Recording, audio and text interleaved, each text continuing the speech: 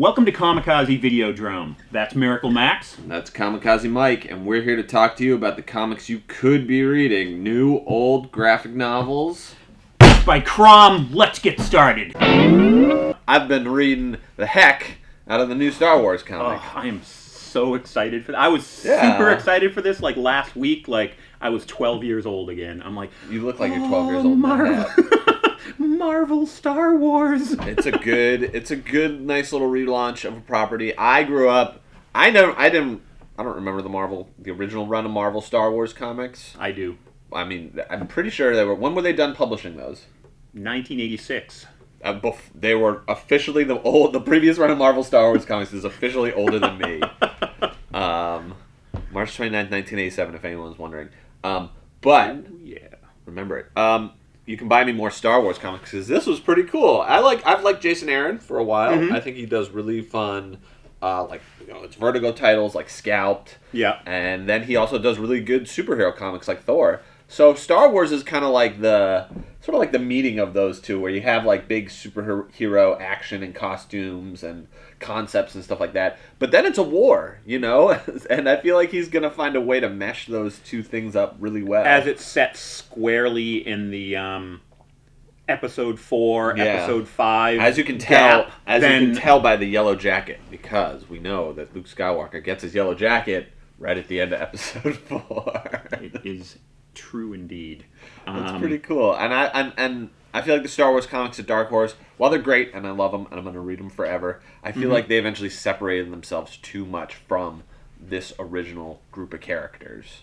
Yeah, they really did. I mean, they worked jumped on to the future, which they was worked on the awesome. History of it all, and they definitely did a good job expanding the universe. Mm-hmm. So I'm excited to see where Marvel picks up what they do use, what they don't use. Well, there's many more series coming. There's a Darth Vader miniseries coming, a Princess Leia miniseries. I think that's an ongoing. Is it an ongoing? Darth Vader's an ongoing. But I believe it's really out. Cool. It's next month, I think, February. It's coming out, and the Princess Leia by Terry Dubs but Mark Waid's writing. Mark Waid is writing. Yeah, I think a lot of creators are excited to get back on board.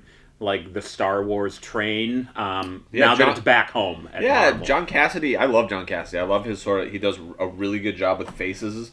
This issue was great. I mean, it was cinematic in some pages and sequences. It was just, even opening the book, I was like, it's just like being at the movies. Yeah, it was really cool, and I liked it a lot. And now they have the foresight and the backside to throw in the little things that you loved about the Dark Horse comics, how they use certain aliens in certain roles. Mm-hmm. Because it's fun to just pour over those pages and be like, oh, I recognize that blaster. I remember reading about that in my big compendium book when I was a kid.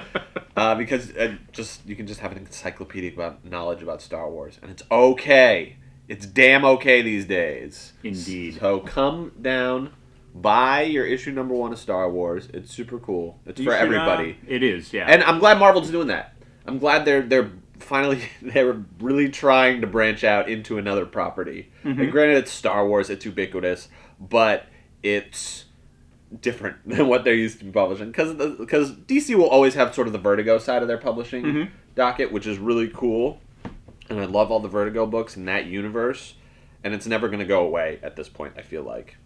Kind of already probably has. Not. But Marvel needs that. They've been doing straight superhero books since 1986. They've been no real any leap into another sort of genre, be it through their Epic imprint or Icon. The time is ripe for Star Wars. It's going to explode. I think Marvel's going to do really well by their Star Wars. A Boba Fett series. I want to write a Boba Fett series. So hopefully by the time they want to do that, I'll be ready. So cool. Boba Fett's really Why don't you get ready? Subscribe to all the Star Wars titles. Right. And here's a word from Tresha and Renee. Hi, I'm Tresha. And I'm Renee. And at Kamikaze, supporting your local comic shop means discounts for you. Did you know that by subscribing to just one title, you are granted a 10% discount on all new comics and graphic novels?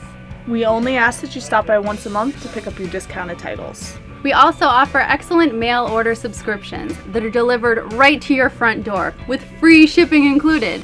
So support your local comic shop in a meaningful way. Become a Kamikaze subscriber today.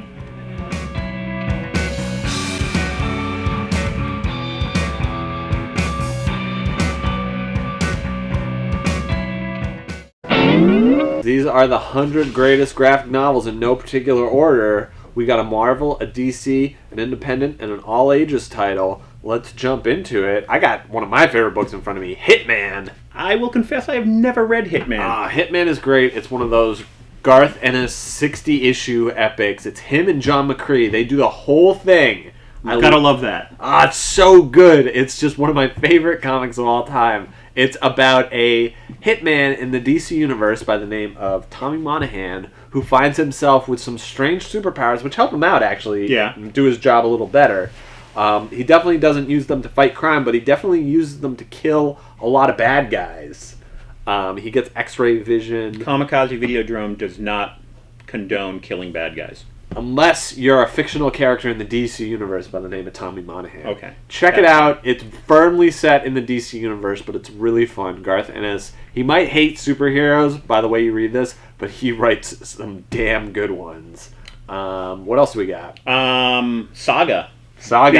Big popular book here at the store. Huge. Probably one of the biggest comics of 2014 was Saga by Brian K. Vaughan and Fiona Staples. It's very much a Star Wars story, but using some imagery that you're familiar with. Like, the big bad guys in this are TV heads. They're a race of aliens, and they got TV heads. And the nicer your TV is, your head is, the nicer your TV head is, the more powerful a being you are. So the king of them, I believe, is your, 60-inch flat screen. Really, the only TV you should be watching is Kamikaze Videodrome, but I digress. Whatever. Check it out in Brian K. Vaughan's Saga. Yeah, our Marvel entry is Spider-Man, the Alien Costume Saga. Pretty fun. Pretty wacky. I loved this. Yeah. When I was a kid back in the day. Spinning out of Secret Wars, which is another one of my favorite Marvel stories.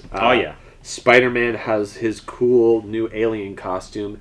And some people, they really associate that costume with a specific era of Spider-Man, but it didn't last that long. Like, how many issues did he have that the alien costume in particular? Was like in the Amazing Spider-Man title, it showed up in issue 252. Yeah. And like when he learned it was a symbiote, it was issue 258. Yeah, it was like 6 issues, and he'd been done with it by issue. But I mean, at the time there were 3 regular Spider-Man titles and Marvel team-up, so he was also running around with the symbiote costume, through those titles. Yeah. So enough to put together an extra large graphic novel for your reading pleasure.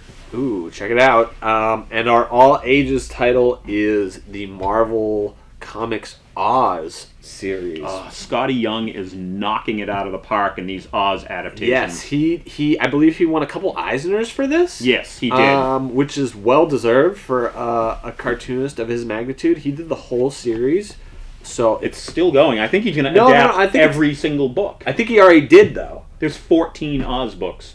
Yes, that's crazy. That's really that's just one of those runs that just went under everyone's radar. I've read a little bit of this. I have a friend who she loves this, and she works in the comic book industry. So that should give this series a pedigree. I love it. It's so good. Really cool. And they're adaptations of the original Oz stuff, so there's lots of action and adventure. Not a lot of singing, but you could sing as you read it. Yes, you totally could. You can also sing when you become a subscriptonaut. Click the button right here, right below our table. Get rid of it. Click it fast. It could be above. I'm not sure. Yeah, it could be anywhere. But actually. It's right there. This is probably what it was like when working on like the Star Wars prequels. Probably. Like having to interact with something that's not there. Yeah. And just be a good actor about it, right?